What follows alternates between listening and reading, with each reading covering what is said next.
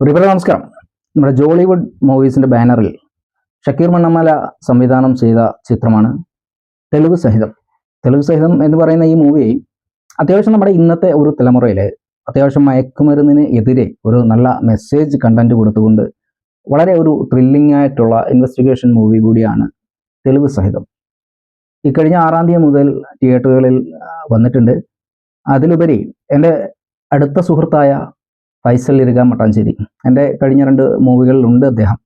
ചോട്ടാ മുംബൈ എന്ന കാലം മുതലേ സിനിമയിൽ വളരെ ചെറിയ ചെറിയ വേഷങ്ങളാണ് കിട്ടിയതെങ്കിലും ഈ ഒരു മൂവി നല്ലൊരു കഥാപാത്രം ചെയ്തുകൊണ്ട് അദ്ദേഹം കടന്നു വരികയുണ്ടായി. അപ്പോൾ ഒരുപാട് നാൾ സിനിമയ്ക്ക് വേണ്ടി സ്ട്രഗിൾ ചെയ്ത് ഓടി നടന്ന് എനിക്കറിയാം, പേഴ്സണലായിട്ട് അറിയാം, സിനിമയെ അത്രത്തോളം നല്ല രീതിയിൽ സ്നേഹിക്കുന്ന ഒരു മനുഷ്യൻ.